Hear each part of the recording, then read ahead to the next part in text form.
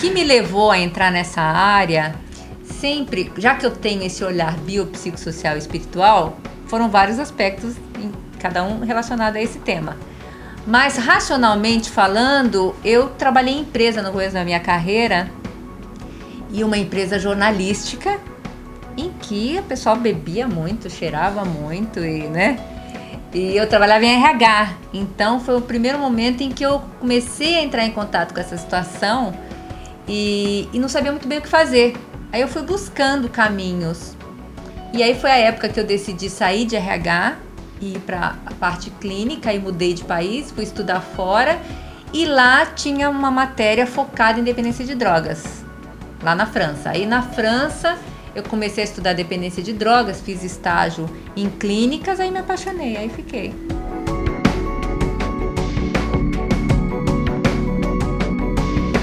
Eu acho que as empresas hoje, elas estão mais sensibilizadas com a questão do que antigamente. Quando eu comecei a trabalhar nessa área, as empresas que buscavam programas de prevenção eram as empresas públicas.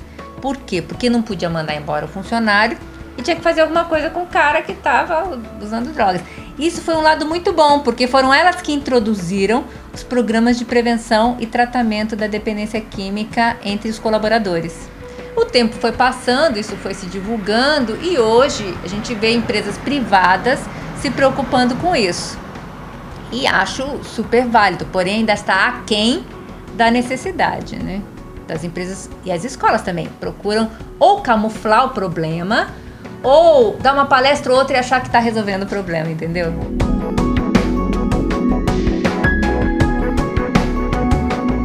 Eu acho fundamental trabalhar a pessoa sob o ponto de vista orgânico, psicológico, social, familiar e espiritual. Ou seja, se a pessoa tem as suas crenças, resgata as suas crenças. Se a pessoa tem uma família, essa família tem que mudar também junto. Se a pessoa tem um contexto social que é muito comum, a pessoa vai construindo toda uma rede social de destruição.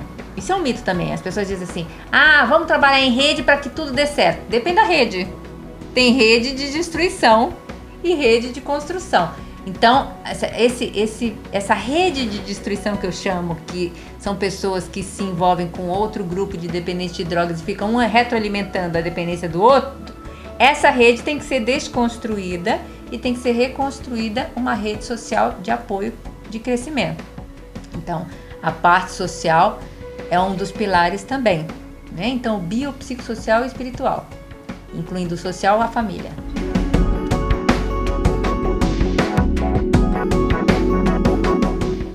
Aí é muito delicado, porque a gente não está falando só do aspecto emocional, né? Nós estamos falando de um aspecto físico mesmo, fundamental para uma outra vida acontecer. Então, o aparato médico e psicológico tem que estar muito forte, fora o apoio à família, né? Então, tem que ter desde orientações básicas, né, até você tem que entender.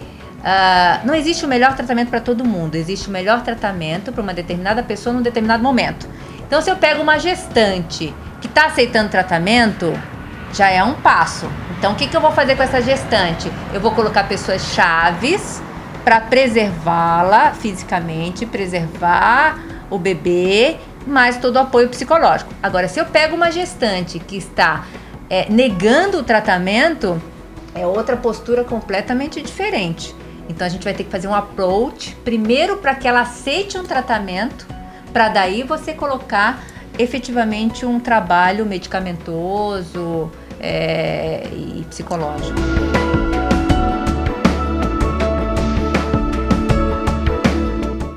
O primeiro passo é pedir orientação e ajuda a pessoas especializadas. Por quê? Porque a gente costuma ver o seguinte, que as pessoas se dividem em dois polos. Aqueles que querem execrar o dependente e aqueles que querem carregar no colo e proteger e achar que ele é um coitadinho, não sei o quê. É muito comum a gente ver os dois extremos na conduta de ajuda do dependente. Então é importante que essas pessoas se informem como eu posso ajudar. E aí a gente vai dando dicas, por muita experiência em lidar com esse público, que pode colaborar para aquela pessoa-chave que estabeleceu uma relação de ajuda com ele, ajudar efetivamente. Porque boa vontade todo mundo tem, mas às vezes a boa vontade pode atrapalhar ao invés de ajudar.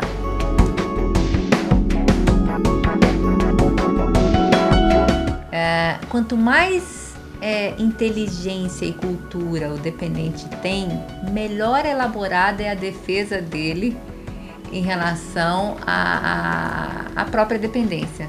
Então a gente vê pacientes assim, já tive pacientes muito inteligentes e muito cultos, que eu tive que fazer todo um malabarismo para questionar as teorias que ele montou, porque ele montar, daqui a pouco eu estava convencida de que era melhor se drogar, entendeu?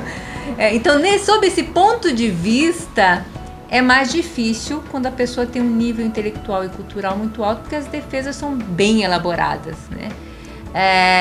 Agora, sob o ponto de vista financeiro e social, e como eu falei, essa rede toda de apoio, quanto menos dinheiro, condições financeiras a pessoa tiver, mais difícil vai ser arrumar um tratamento, e quanto menos rede de apoio a pessoa tiver, também na hora que ele sai de uma internação, vamos imaginar um tratamento de internação, sai da internação, ele está sozinho. Então, faz parte do trabalho da internação a ressocialização, que é a pessoa reconstruir toda uma vida.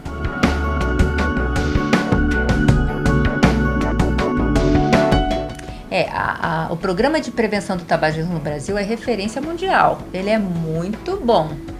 E de fato, a gente viu que o índice de tabagismo num determinado faixa da população caiu bastante.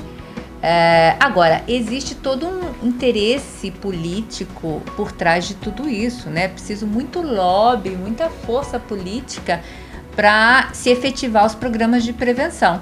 Então, por isso que o tabaco está mais avançado do que o álcool. Tem toda uma questão aí de política, de interesses, que não permitem que a gente faça todo um trabalho de prevenção como foi feito com o tabaco.